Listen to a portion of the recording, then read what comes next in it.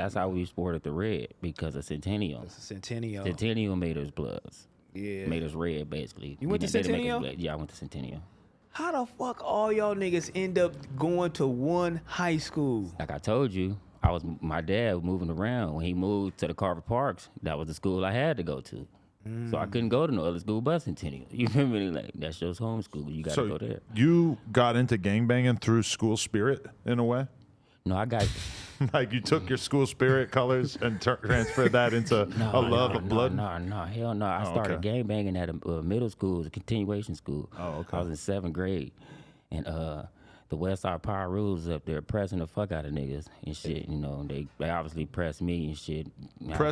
Describe being pressed in this situation. Basically, they gonna try to fight you, and if they can, they will. You feel me? Most likely, they just gonna fight you, but they gonna try to punk you in all aspects. You know what I'm saying? Try to degrade you and shit. Call you a bitch. Talk about your mom, all kind of shit. And this is because they want you to join? Basically, yeah. That's how they got a lot of their members. Right. It's just like they pressed them so much they just said fuck it. But see, I never was one of them persons who would join some niggas who pressed me like that. That's what I was thinking. I'm like, it's got to be kind of weird to go from being like scared of these dudes to being like, all right, I'll join. Yeah. I never joined Westside Power. I joined Fruitown. Right. And then I wasn't even going to join the gang, period, because I didn't want to be a gangbanger. But they was pressing me so much, and they did good at that, nigga. they was pressing the fucking issue all the time. Nigga was like every day. It was just like, damn, y'all going it again? Y'all ain't not gonna leave me alone. Pressure It's break all the pipes. time, my nigga. It's all the time. So when I joined Fruitown, they left me alone. It was like, oh, okay, he's from Paru now. So, all right, leave him alone. Even though I wasn't from they Paru, but we all Parus, you know. So That change a lot for you in your life, like by joining? Like, does everything change, or is it kind of more of the same? it did and it didn't, because it kind of made things worse and it kind of made things good at the same time. Right. So it was good in a sense because I wasn't getting packed, all the time. You feel me? Even though I was still getting packed, but it was just like, just because I'm from Fruitown now. Oh, yeah. If the Crips catch me, they gonna pack me, or whoever, like, we enemies, they gonna pack me. But it wasn't just because I'm just walking down the street like, oh, yeah, just jump this nigga just because he over here. So, and then I had niggas I can go get even if I got jumped now. Like, okay, back then I just get jumped and it's just me. Right. You guys I just just gotta go home. be bummed out about it. Yeah, be beat up and shit, go home. And nigga bust my lip and shit, man. My eye hurt. You graduated high school? I was going to jail, all kind of shit. I got caught with a gun at 14 and told you. Oh, shit. Well, I said that on the thing. I didn't tell you, but I said that on the little interview I did with Street TV. Right. I got caught with a gun at 14. So that basically fucked up any going to type of good shit in high school after that, because they wouldn't even want me to go back there on them anyway. They were, hell no, you can't come back here. Just because you got a gun charge, they don't even want you to come back? You are known for, first of all, they probably didn't know I already had the gun up there all the time. And they already was suspicious of that anyway, because certain police and other kids would tell them, this nigga got a gun up here. But they never could catch me, because every time they try to catch me, I'd get on. I was an escape artist, so they were like, man, we can never catch him. If they do catch me, I don't have it on me, because I knew to put it up, and I knew they was going to try to catch me type shit. Because you didn't feel like you needed it in school, but it was just like No, walking home? I did. When I went there and I didn't have it, and I got into it with some niggas, and I seen how many guns niggas produced, I said, nigga, I will never come to the school again without a gun. It was so many pistols was pulled out of that gun. I said, nigga, this like East Side High up here. Nigga, these niggas teenagers. At 14? These niggas was 14, 15, 16, all teenagers. Pulling out guns up here. What's going on? Having guns in the locker. Exactly. I'm like, lockers, I need hallway me a lockers. gun. I can't be the only nigga up here scared. Like, oh no, I hope you don't shoot me. I hope First you don't nigga shoot me. dead. We cool? We cool? Are you cool? No. I need to be a nigga with a gun too. Like, nigga, I'm gonna start shooting too. Not for they have me scared just sitting over here. I done came up here. We all gangbangers. So Right. So you feel like there was a shitload of kids you went to high school with who had guns, though? not a shitload, but it was a lot of kids. It probably was like, I at least knew like 10 people that had guns up there, including me. It wasn't finna be no nigga coming up there with no school shooting. No, nobody had You a would've school stopped it? shooting. You'd be a hero? Nobody, no, Imagine a student stopped it. wasn't nobody. going That was crazy in crazy. that That's what I was motherfucker. finna say too. What? There's people that like white people known for school shootings. Black people, we have guns at school, but we don't go up there to shoot the school up. Is if we get into it with each other, then we start shooting at the school. But other than that, if we don't get into each other, But we when just they say like, oh, there was this many school shootings this year, it definitely includes like a time where two young dudes just get in an argument with each other and somebody probably shoots did. them, which Yeah, is yeah, like, yeah. it's kind of like way different than a dude being like, oh, I'm a Nazi, I'm going to go kill 15 kids. On some wild shit. Yeah. That's some other shit and deserves to be examined separately from that, you know? yeah. Damn.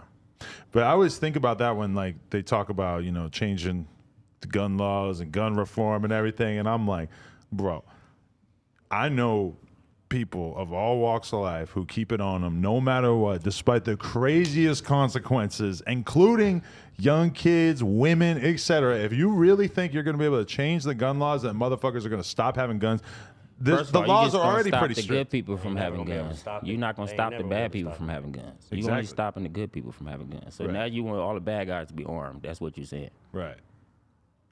Which is just a worse Yes, not scenario what you for want. sure. You don't want that. You don't Yeah. want that I at mean, all. where you from, nigga? It's not a lot of. I don't really rarely see like a blood on blood. But where you from, nigga? You know what I'm saying? It's a lot of tension. You know what I'm saying? You got the niggas over here that's have a lot of tension, but they also have a lot of talent coming out of, you know what I'm saying, a treetop over there. Like, it's a whole bunch of shit going on. Like, and you rapping, you in the whole little industry and all of that shit. Like, how do motherfuckers like how do you conduct yourself when you see niggas? Because you got to see them niggas a lot. So how do you conduct yourself when you see these niggas? You feel me? Well, when I see him, if I do see him, if they not on that, I'm not on that. Yeah. But if they on that, then I can get right on that. But that's all I just want to be understood. Like, I'm a nigga, you know what I'm saying? So if you want me to turn the switch on you, I can't flip the switch on you and turn into another motherfucker. You know what I'm saying? But if you want me to just remain the person I am and we conduct business, then we can do that. Yeah. So you've grown a lot to where it's like, you know what, I can't conduct business out here. I've been in prison. I had niggas in my cell from Treetop. Yeah. Okay? You know what I'm saying, nigga? It's not really about no gang shit, nigga. It's about, nigga, if you disrespect me, then I'm gonna fuck you up. If you cool, then I'm cool. I won't disrespect you if you don't disrespect me. That's one of the biggest things is like dudes go to prison, realize that the world is a lot different than just their neighborhood. Once and you then- go to prison, you gonna realize Yeah. everything. And I kind of wish a lot of people would go to prison. Not trying to say hope niggas go to prison, but that's where niggas open your fucking eyes. It's like, nigga, you finna be this nigga friend. This nigga you was trying to knock down this whole time. You have to be his fucking friend, and it's finna piss you the fuck off. Like, why? If you don't, they finna stab the fuck out you. But that's what I expressed to when I did ODM Slim. which I watched interview. last night. Amazing Yeah. interview. Thank you. And I expressed like we got a politic like we on a third, you know what I'm saying, a 3 yard and a 4 yard. Because if a nigga getting out of hand and we feel like it's gonna bring tension to the whole shit, it's like, all right, let's have a meeting about it, and then if niggas not fucking with it, we gonna go up on this nigga. It's, Yeah, you know what I'm yeah, saying? And we really don't want to do that. That's real. You know what I'm That's real. saying? That's some So real shit. Exactly. They so don't want to, motherfuckers- but That's yeah. real shit. If And you niggas push it. really, and niggas really gotta have that frame of mind to where we politicking like that, to where we trying to get money. Especially you know what I'm when you saying? getting money. Especially when you getting money. We gotta get money. We Hell on the yeah. internet. We trying. You know what I'm saying? Niggas is doing this and that and the other. But we see one. You know what I'm saying? Nigga out here doing some Get bullshit. him We out gotta the way. check it. Check it. Yeah, check and I'm it. gonna go to your homie. I'm gonna go to your OG homie, whoever running the fucking yard that day, or you know what I'm saying, whoever running it. You know what I'm saying? I'm gonna go holler at him. We gonna see what it do. And if niggas don't want to do it up, then it's like you either stabbing your shit up or shooting your shit up. It's either one, nigga. What we doing? And niggas really want to get stop him it out the because way. yeah, I niggas already be wanting to said stop that. it. I said if they really wanted to stop it, they could. Because Oh, all you gotta do God. is pull that same shit y'all do in the pen on the streets. That's it. Facts. Yeah. Because if you That's can what do really it in need to prison, happen. Yeah. you can do it Really anywhere. need to happen. And I asked Big U the same shit. I said, why we don't do that? And he was like, it's just not that easy. And I mean, It's no probably structure. on the street, it's no structure No on the structure street. at all. It's Hell no First of structure all, on the street. Hell it is no. easy because if you don't listen on the streets, right, you gonna go to prison. Oh, yeah, for sure. So they gonna get you when you go to prison. So it ain't like you running from nothing. So if you don't listen out here, you think you just gonna go to prison and be good? No, nigga, you gonna go to prison and get got. Because when I was watching you and Slim, I was thinking like, to a young kid who's from Hoover or whose neighborhood, whatever, them seeing you and him having a conversation, that could even like to a young kid kind of like at least leave them with the impression of like, all right, maybe it's not that serious. Maybe I could actually not have to be this angry towards this group of people or feel like I have to show and prove necessarily, you know, like just through you doing multiple interviews like that, and people being able to sit down together, I think that is pushing the overall culture of LA in the right direction. You know, it could real. have an impact over time. That's like me being in a cell with like my ultimate enemy. Like I knew you killed my friend.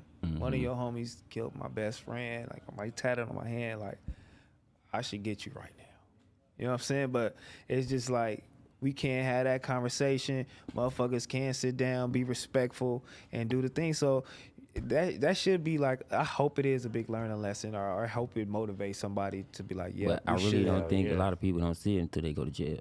Like you can tell the people all you want on the streets, they just whatever, nigga, cause they on these drugs. When you go to jail, you ain't got no drugs. You gotta pay for drugs. You know what I'm saying? And you drugs cost in there. You know that shit. Big money. Drugs gonna hit you. You know what I'm saying? Damn, nigga, I gotta pay all this again. Yeah, you want, and then it's gonna be a little bit, nigga, for all that money. God damn, nigga, that's all you giving me. Yeah, man. Hey. You had that experience in there? You invested and were let down? I wasn't getting high in there until I got money. When I didn't have no money, I wasn't getting high. Until I started, my grandpa started trucking and shit, and he was sending me money. That's when I started buying weed and shit. Hey, hope you enjoyed this video. If you did, subscribe. We just hit 200K. We're trying to get to 300K. Turn us up. Appreciate y'all. Let's go.